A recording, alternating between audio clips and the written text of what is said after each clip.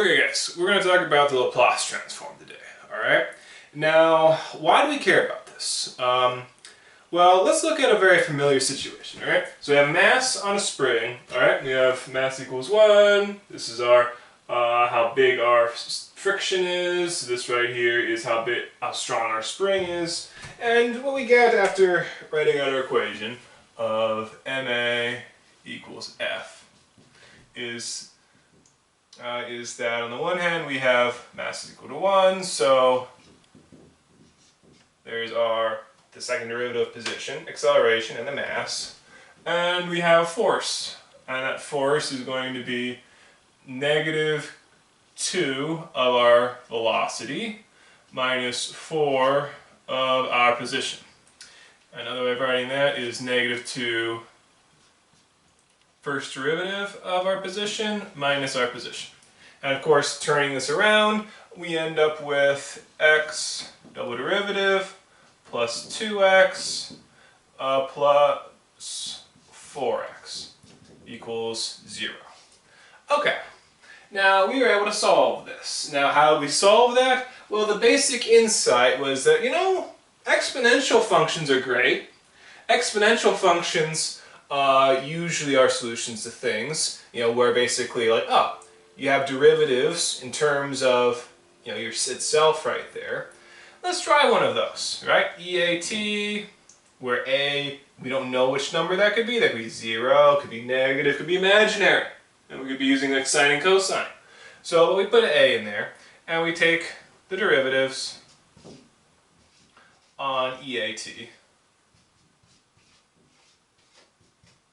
Just so you're 100% clear, the idea is that I'm just assuming that x of t here is equal to some EAT.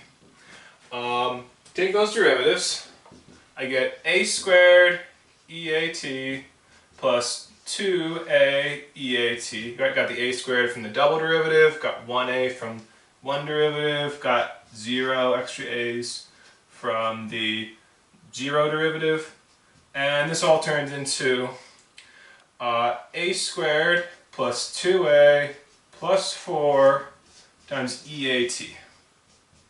And all that equals 0. Okay?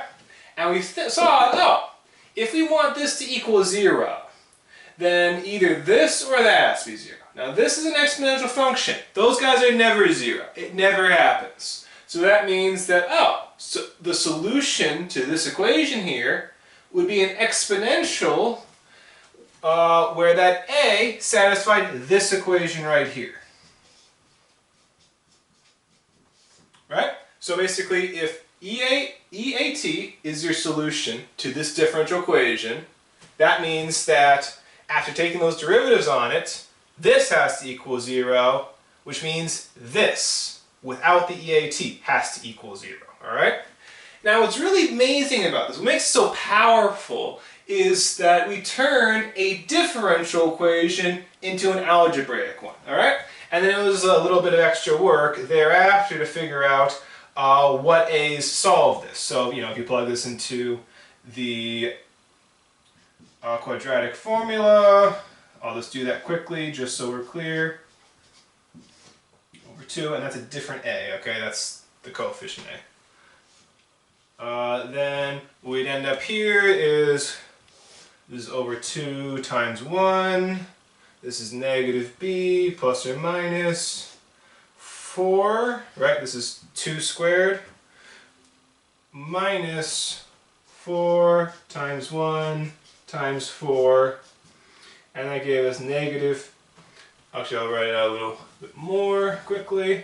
I'll do it as negative 1 minus, let's see, this is going to be plus or minus I, and this is going to be 16 minus 4, so that's like 12. So square root of 12 over 2. And we got this imaginary because this part is bigger than that part, so that means this is negative. Alright? So this is incredibly powerful, this technique, alright? Because, again, as I said, we turn this equation right here, this differential equation, into an algebraic one. How do we do that? Well, we thought, exponential functions are fantastic. They grow exponentially, they decay exponentially, they even rotate. They even spin around when you use imaginary numbers. They seem to be fundamentally related to any of these differential equations we handle, okay? And this has been really helpful to us even in the non-homogeneous case, right? Where let's just say right here I had a different number. I didn't have 0, but let's just say my force, I had an external force that looked like the following. So let's say I have the same situation. So there's mass times acceleration equals force. And let's say I have the same stuff here, minus 2v for your friction, minus 4x for your spring, but I also have an external force on it, right? I also have something like, let's just say E negative t, all right? So the idea of sort of, there's an extra force acting on this guy, pushing it this way, all right? And it decays over time, all right? Now how do we solve that? Well, the idea there was, let's just push some stuff around. So we have this again, x plus 2x plus 4x equals e negative t. And we figured that out by actually just sort of plugging e negative t into here, right? E negative t, take the derivative, plus 2 e negative t plus 4 e negative t. All right, and what do we get after that? Well, we get negative 1 squared e negative t plus 2 times negative 1 e negative t plus 4 e negative t. This then resolves into 1 plus negative 2 plus 4 e negative t, which equals, can I do my basic addition? This is 3 e negative t. Alright, so if I want to get this specific e negative t out, all I have to do is divide this e negative t by 3. So if I do e negative 2 over 3, and then I plugged it into all this, right? If I set that equal to my x, then this right here will solve this equation, alright? So, alright, now this is great, this is great. But the problem is that this right here, yeah, I mean, some things do act that way. Some things really do push in that way on another object. But not everything does, right? As in, if I have this right here, I mean, I could do that weird thing where it's like I push on it hard and then I make it smaller and smaller, the amount that I push it exponentially. But realistically, it's not going to look like that. My force isn't going to look like e negative t, like that. Realistically, my force will probably look like that, where it's like, oh, I pushed it for a little while, and then I stopped. And what I really want here is not this e negative t right here. What I really want is something where it's like, oh, I have x plus 2x plus 4x, and my external force is just this guy right here, right? F of t. That should be f of t right there, excuse me. Right, where it's basically, it's 0 for negative values, 1 from like 0 to 1, and then it's 0 for the rest of the time. I want to put something like that in there. What's the problem with doing that? Well, how did I solve it when it was like this? Well, I put in that e negative t, and I took derivatives, and then I spat it out over here. And eventually I divided out the 3, and there I got my solution. Can I do that with this guy?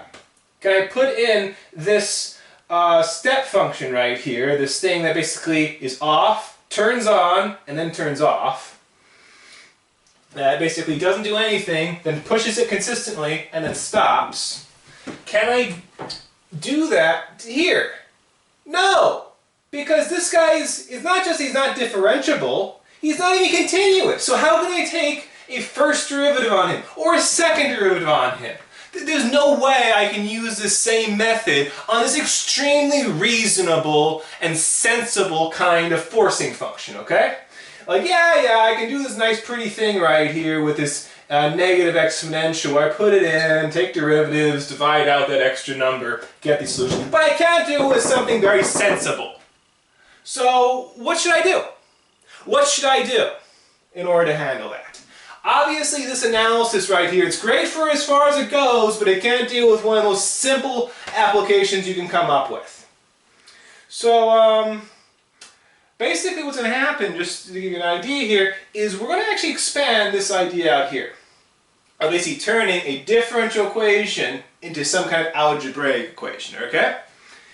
And we're also going to expand out of, the way we're going to do that is we're going to think of functions in terms of exponentials, okay?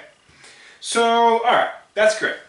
So put a pin in that. That's the ultimate thing. We want to describe things in terms of exponentials like we did here so that we can turn a differential equation into algebra. Put a pin in that, and we're going to, I'm going to talk about that, alright? So, how do we describe functions in terms of exponentials? Well, I'm going to take a little detour, alright? And I'm going to first talk about the idea of how do you compare functions. Alright, I want to compare exponential functions, so let's talk about how we compare functions in general. Alright, now I don't know how to do that at the moment, but let me introduce something from Calc 3. Okay, I'm going to do my best for those without a Calc 3 background to explain what's going on here, okay? So, there's something called the dot product, alright? The dot product basically does the following, alright? What it does is, let's just take a simple vector, right? A vector like 1, 2, 1, okay? And 3, 4, 5, alright? So we have these vectors, which are basically like points in a sense. You know, basically they have a value in each of their coordinates like this. And what a dot product does is, it basically says, alright, let's multiply the first coordinate with the first coordinate, the second coordinate with the second coordinate, third coordinate with the third coordinate. And we are going to add up all of those products together to get, you know, something. In this case, 16. Okay? So, very straightforward process, okay? And you can imagine what it's like if I had a much bigger function. 1, 2, 8, 11, negative 1, with 0, 1, 5, pi, e.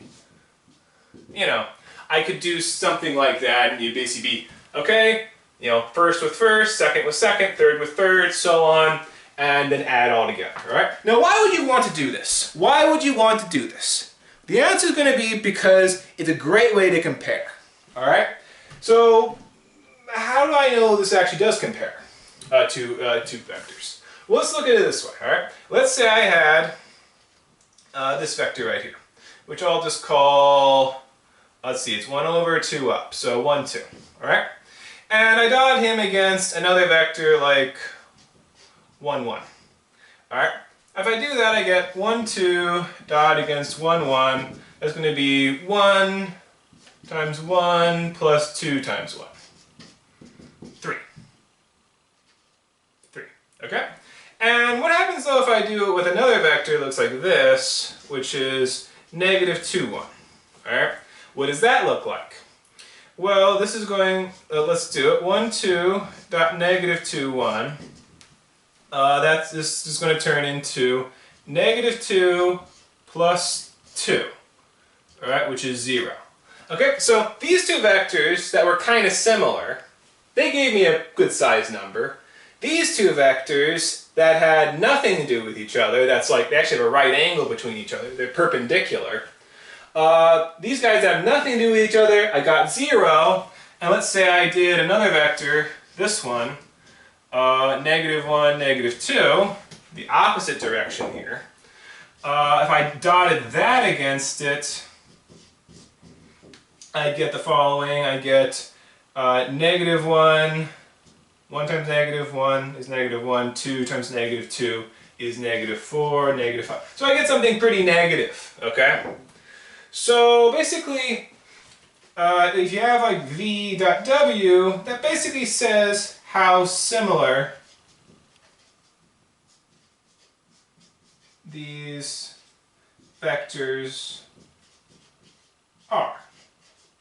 Okay? That's not a perfect definition, but that gives you a good sense, alright? This idea of like, okay, multiply each of the parts and then add them all together, alright?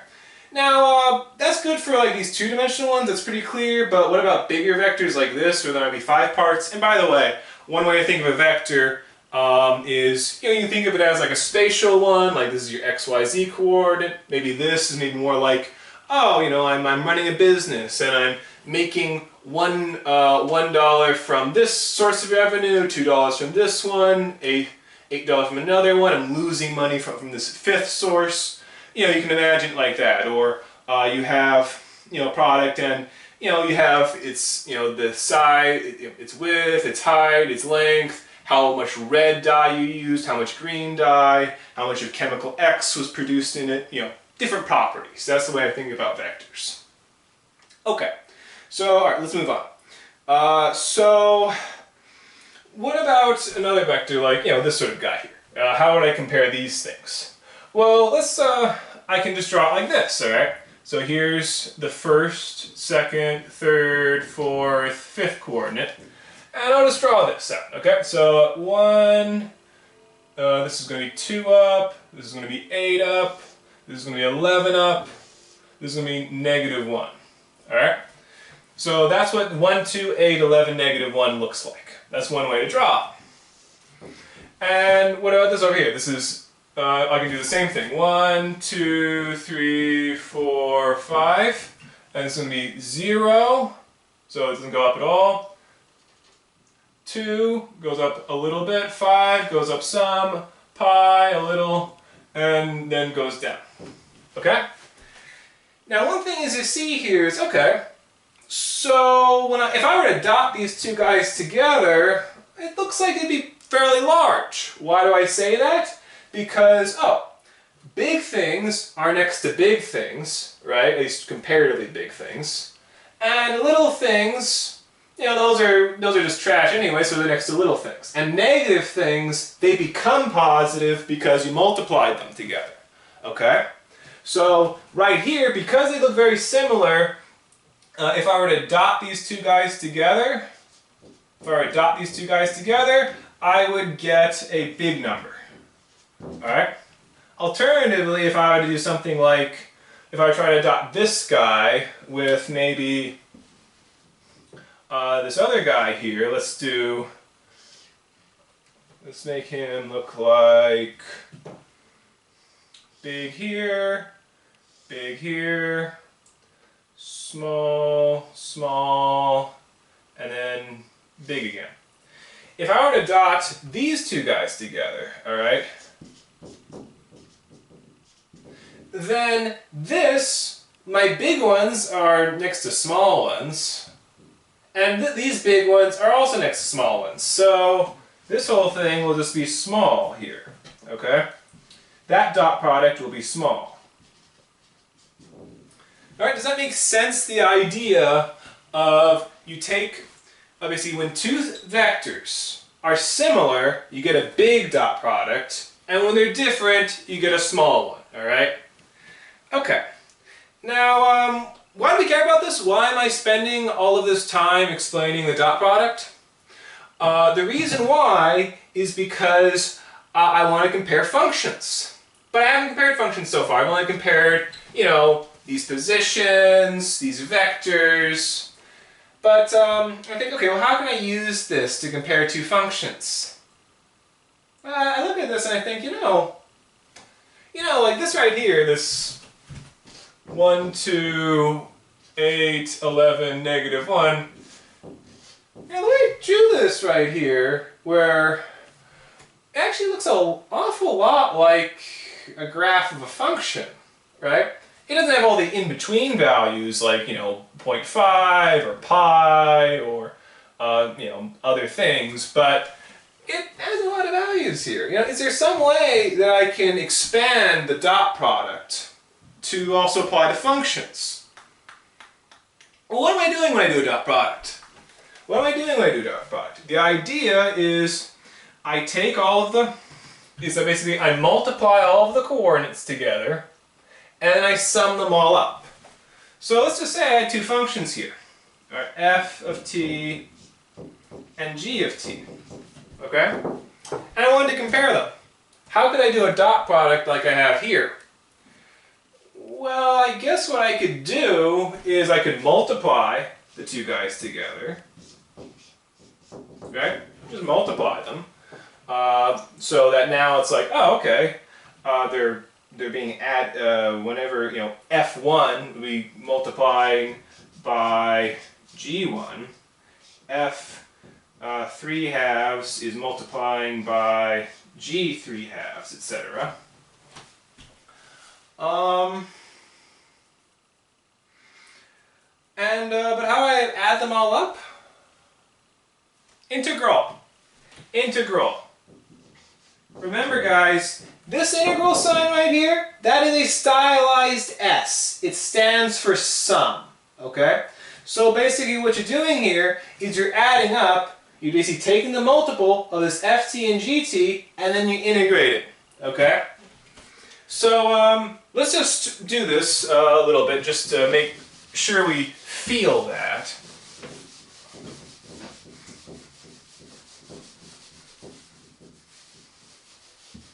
Okay, so let's just make sure we feel that, okay, f of t times g of t dt, this equals how similar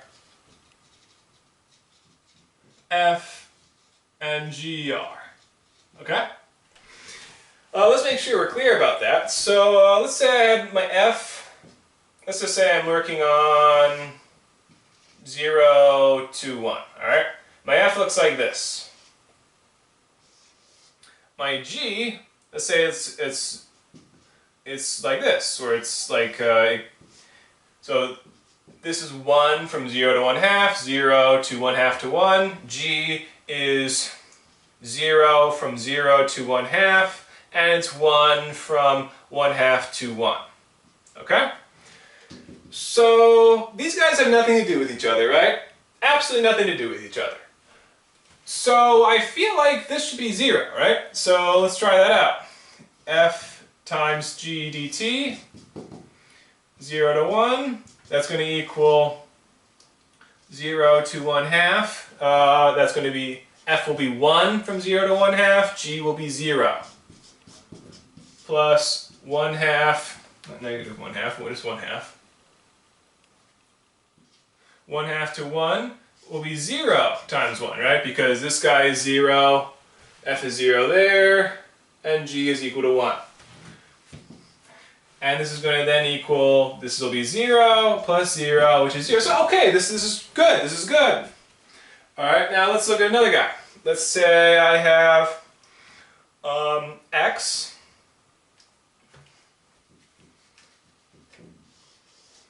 Let's say that here's my x. This is f of x right here. And I have x squared, like this. So this is g of x is equal to x squared. Okay. Now, these guys are pretty similar, right? As in, I mean, they're not perfectly similar, but they have something in common here, right? They're both small over here, and they're both large over here. Okay, so I feel like this should be at least reasonably positive.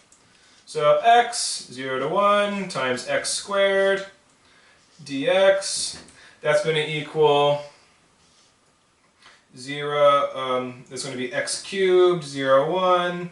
That's going to be x to the 4th over 4, 0 to 1. That's going to be 1/4. Okay, so positive. They have something in common. They're similar, sort of. Okay? Let's do another one. Let's have f. Let's do the following guy. Let's say we have f of x is equal to x minus 1/2, and g of x is equal to 1. Okay?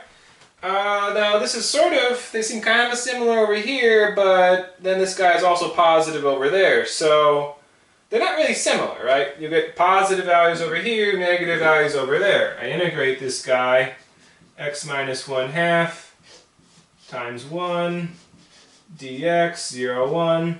This turns into x squared over 2 minus x over 2 from 0 to 1. That's going to equal 0. Okay, so I hope everyone is feeling now that, yeah, when these two guys are similar, then they will have a positive value. When they have nothing, so like here they have a positive value. When they have nothing in common with each other, like this, or like this, they're going to equal 0, okay? And I guess I'll do one negative example just to bring this point home.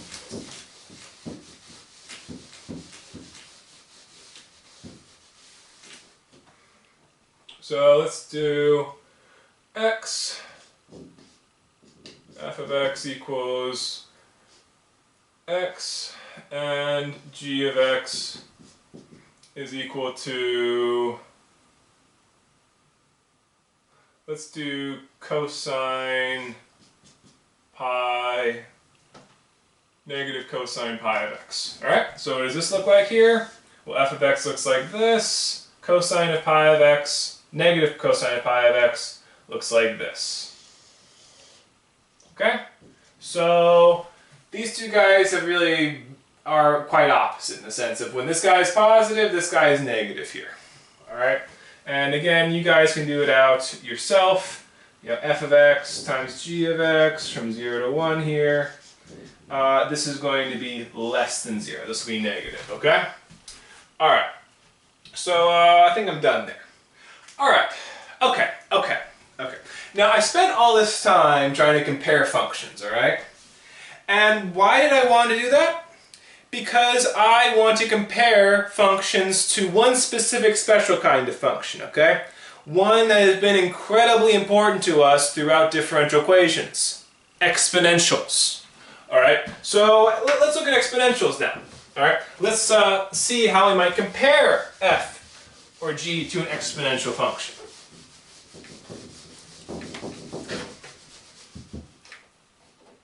Whatever. Let me just clean off this stuff. Yeah, I'll get a board back there. There we go. Alright, so let's compare.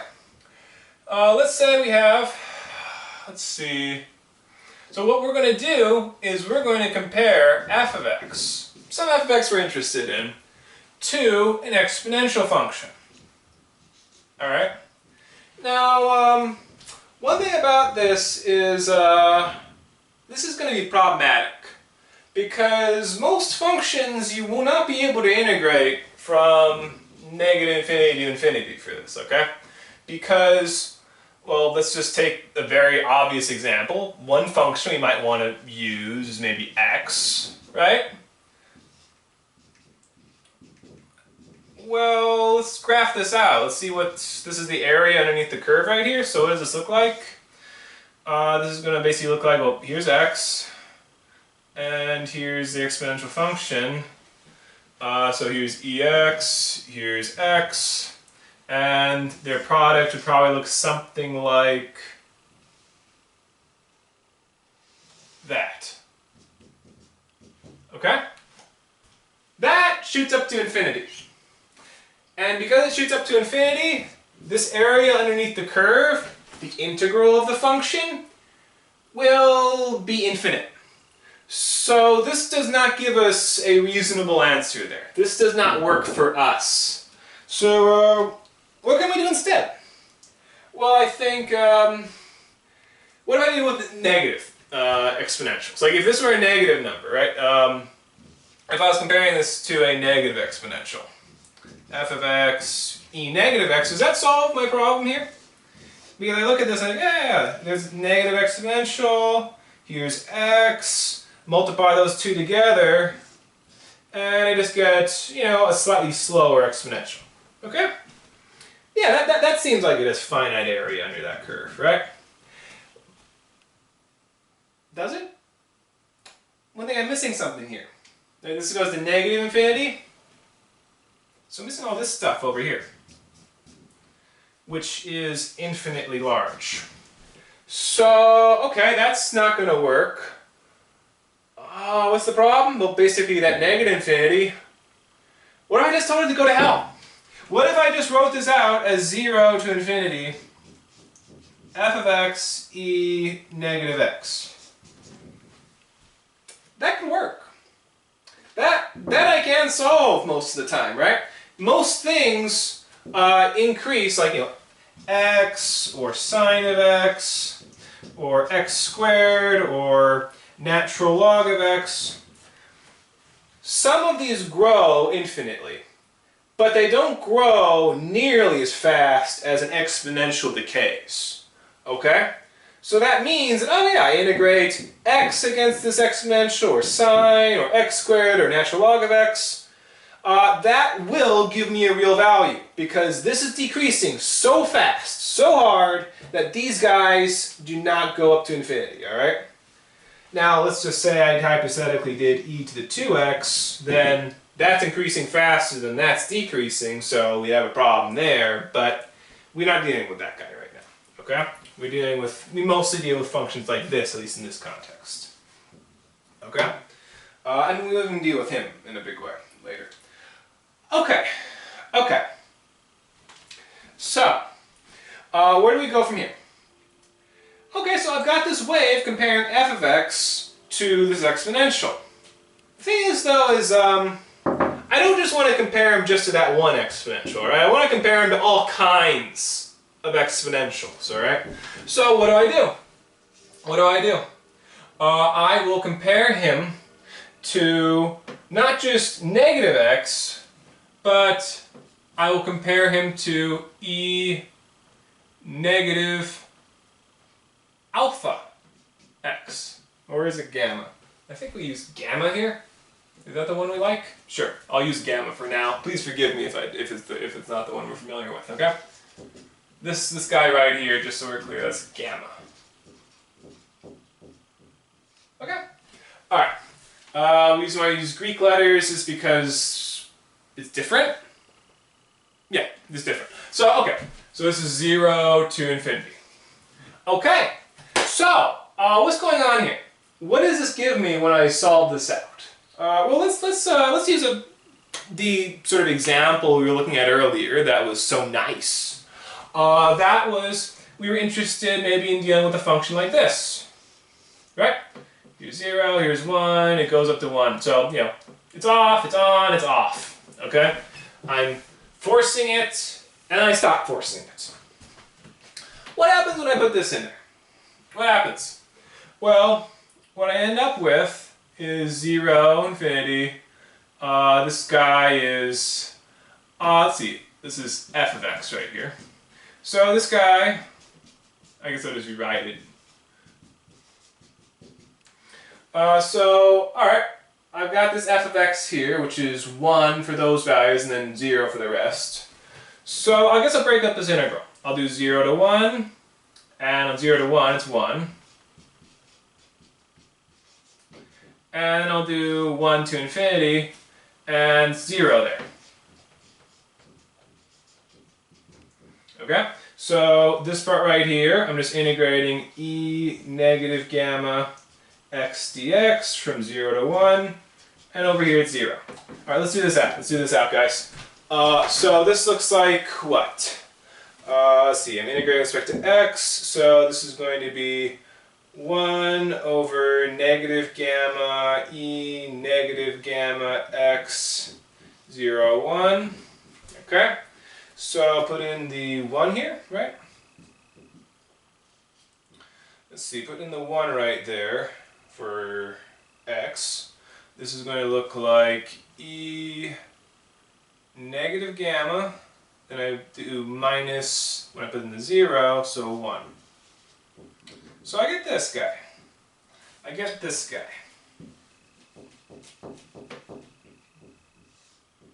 E negative gamma minus 1 over gamma. And actually all of this, there was a negative right there, so let me just reverse the signs on this. So that's 1 minus e negative gamma. Alright, okay, this is kind of weird. I went from having a function of x, right? This is x right here, and you know, for negative x's, it was 0. For x's from 0 to 1, and this function is 1, and then from x's from 1 to infinity, it was 0.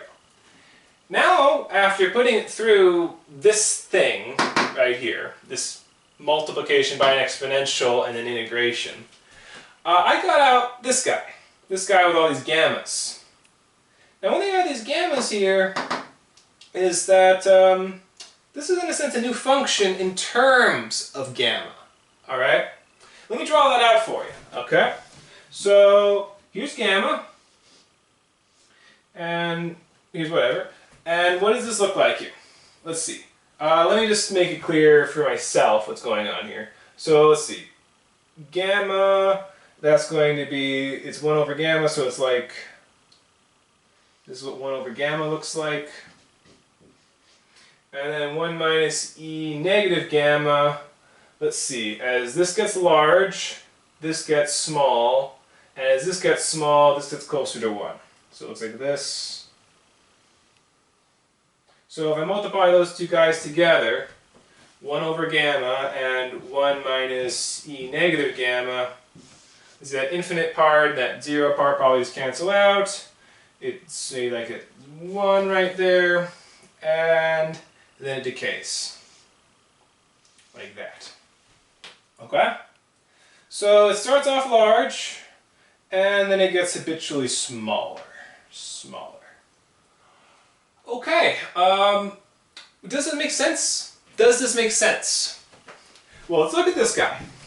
I'm comparing this step function right here to this exponential. Okay. Now, what exponentials should be similar to this? Okay. Which ones should be similar? Let's see. If it was gamma equals 0, then I'd have e0 x, which is equal to just a constant. So basically, in that situation, I'd be comparing this guy, here's the x-axis, to just a constant. So these guys are kind of similar here. If I had gamma equal 1, so it's e negative x, right, as in the negative gamma. So when I have gamma equal to 1, it'd be negative 1x. So it's like this, which is, you know, it's smaller during the important part here, right? As in, here's the step function, here's a step function, it has less in common. Do gamma equals, let's say 4, e negative 4x. That's going to look like this. They have very little in common. And if I do like something even crazier, like gamma equals to 100, e negative 100x, and this is just going to basically just shoot down like that. And it has basically nothing in common. Almost nothing in common. So the fact that this function right here, this guy right here, the fact that as gamma gets larger and larger, it basically gets smaller and smaller, what that's telling us right there is that this step function, this function right here, has less and less in common with this exponential as this coefficient gets larger and larger.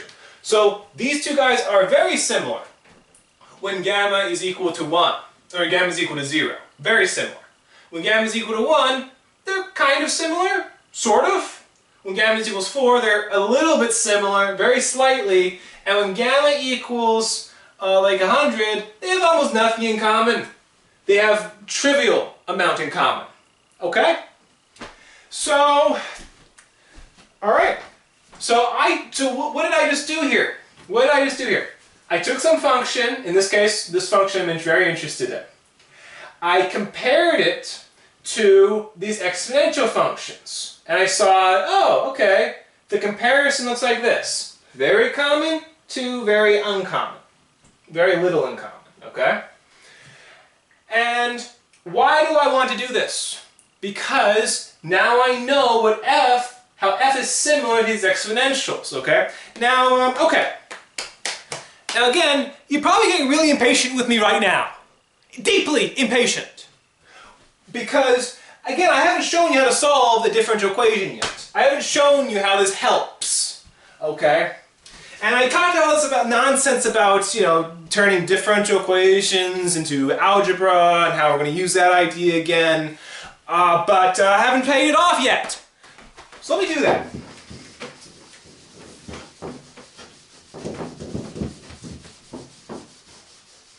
Okay? So let me get to the payoff here. Let's try to do this to a derivative of a function, okay? Let's do this guy, which, by the way, this guy's name right here is Laplace Transform, okay? This right here is the Laplace Transform of f, all right? As in you start off with some function in t, and then you take this integral on it from 0 to infinity, f of t e negative gamma t dt, and this function is then the Laplace transform, which in this case, like here's an example of a Laplace transform. Okay? Now, okay, so let's do this on a derivative, okay? So let's just say I have f, alright? F of t, just a derivative. I don't know what the function is, I just have the derivative. What happens if I take the Laplace transform on that, okay? Let's do that. F derivative of t e negative gamma t dt.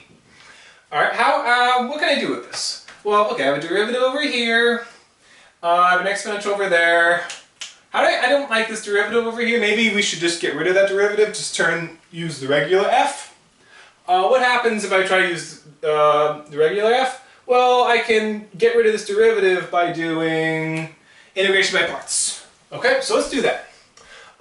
This right here is my, this is my v, I believe. Yes, my v.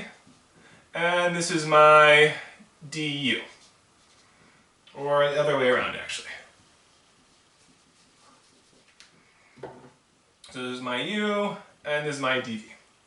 Alright, so, okay, how does this turn out? So, okay, take the integral of that.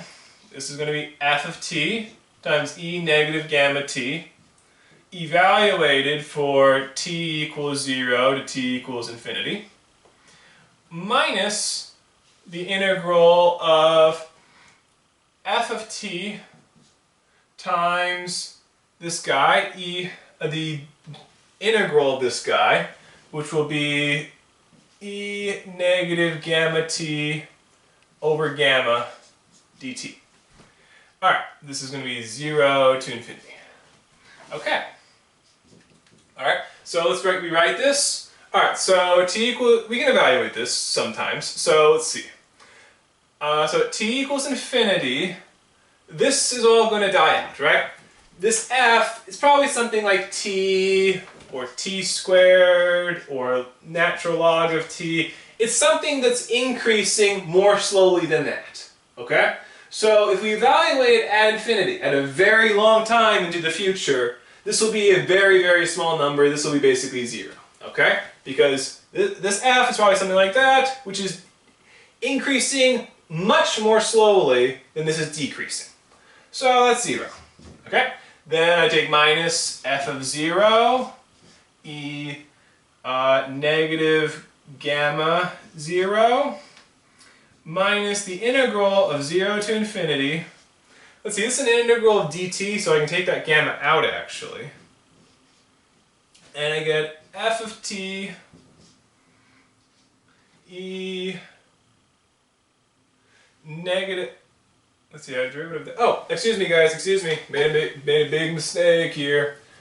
Should not have divided, should have multiplied, okay?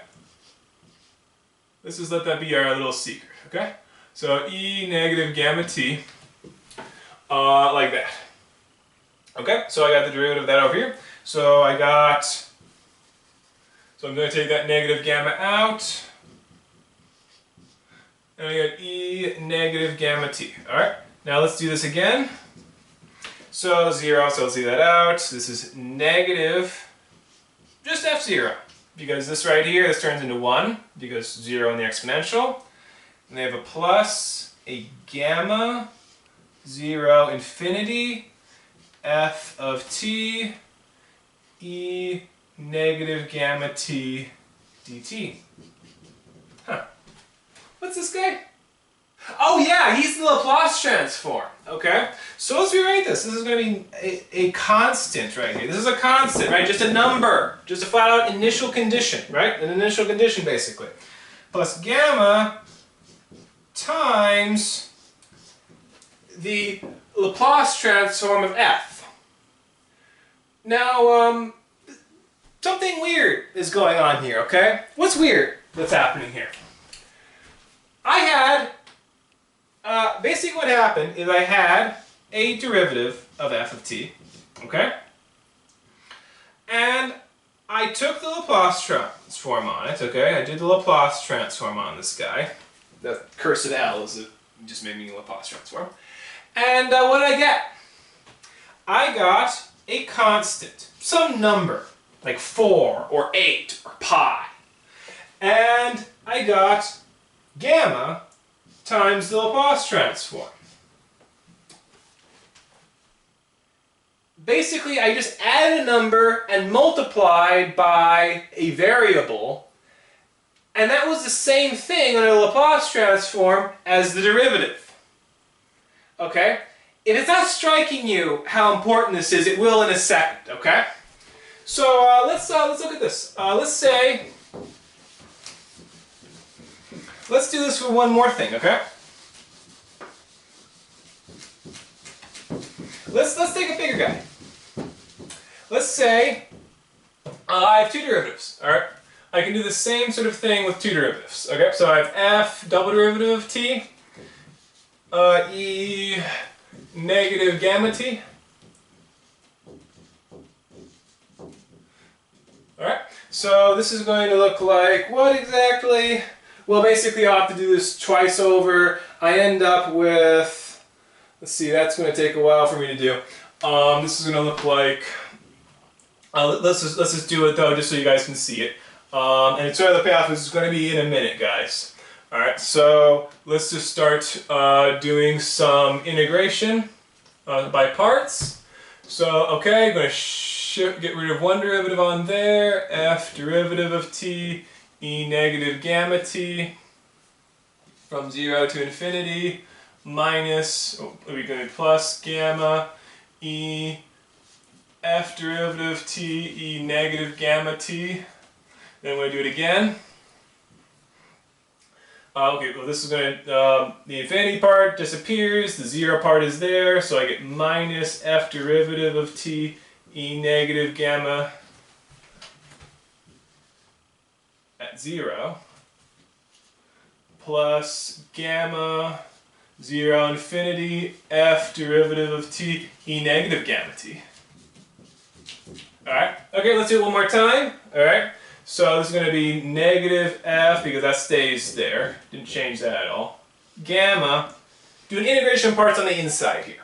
And that right there is just going to look like negative f0 plus gamma f gamma after we do some work. So that's the Laplace transform of the original guy. Okay? And I ultimately get here the following. F negative gamma, f0 plus gamma, this is going to be minus f0 plus gamma squared f gamma. Okay. Now, okay, so the first derivative turns into that. The initial condition plus gamma times the Laplace transform. Same basic thing over here, except I have the two additional conditions, like the position and velocity here, okay? Now, what's the big deal? Let's look at the differential equation for a minute, okay? Let's look at a differential equation. And let's use that one differential equation I talked about just a second ago, okay? So let's say I have the following situation. I have y, I use x, because I've been using x today. I've got, you know, that nice spring right there where it's x, mass is 1, that's equal to minus like 2 of your velocity, minus 4 of your spring, and then I'm going to do that minus f of t. Okay, but f of t was basically just that jump function. Okay, just that step function right there. Okay, gets pushed by that for a bit, and it has this stuff right here. And let's also just give it initial conditions. All right, so let's say that x. So let's just say it's at the resting position with 0 velocity at the start. Okay, so at the resting position, right? X at the position at time 0 equals 0, the rest position. My velocity, or my x derivative, that is also equal to 0. So it's again, it's resting with no velocity, all right? At the rest position and resting. Okay, so how can I, this is a problem that was completely unworkable before, okay? We just could not manage it historically. Because, you know, again, this is not even that it's not differentiable. It is not even continuous. So what can we do now? What can we do now? Well, I can think, you know, I like working with exponentials. I like understanding things in terms of exponentials. Those have been my solutions so far. Let's turn this thing into something in terms of exponentials, right? That's what the Laplace Transform does. It compares things to exponentials. It tells you how much of something is an exponential. Okay? So let's put this on there. All right? Let's shove all this stuff on there. So let's I'm going to first reshuffle this around. X plus 2x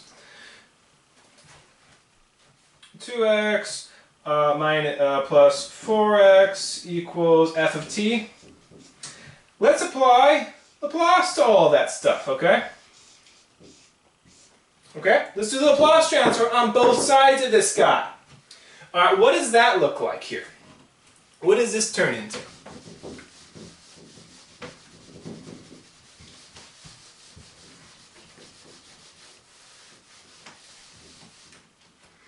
Well, it's going to turn into the following. The Laplace transform, by the way, can be split up between these sums, okay? So, and same thing with the multiples. So it looks like this. Plus 4. These are x of t's, okay? X of t's. And then we have this L of f of t. Okay? So what is this guy? That's just going to be the Laplace transform, okay? So I'm just going to call him, let's call him big X, okay? Let's see, I should space this out a bit. I'm just going to replace this stuff with the stuff we found, okay? So here, this is what it looked like for the first derivative. What was it for the second derivative? I wrote that out right there. So, okay, I'm going to get negative x.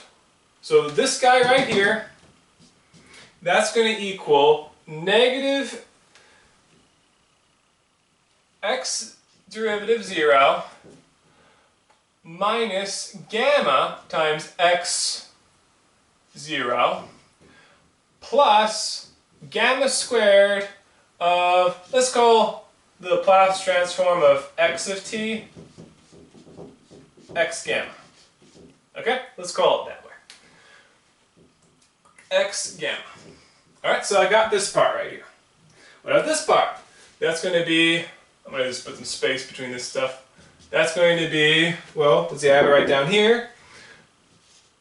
Negative x of 0 plus gamma, let's see, I'm using x for this stuff right here.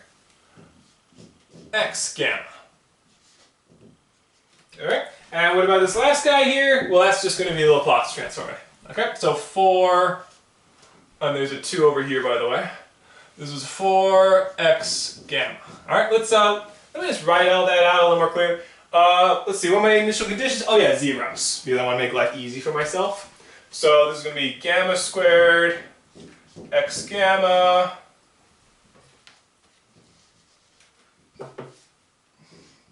plus 2 gamma x gamma plus 4 x gamma. You know, x gamma, x gamma, x gamma. I think I can rewrite this. Let's do this as x gamma, gamma squared plus 2 gamma plus 4. Okay, so that's what the left-hand side equaled. Okay, what's the right-hand side here? Well, we already figured that out earlier, right? We already figured out that in this situation, L of f for this guy is 1 minus e negative gamma over gamma, right? That's what this guy turns into, right? This is f, and his Laplace transform looks like this, right? The decaying one. So, alright, let's put that there. I have 1 minus e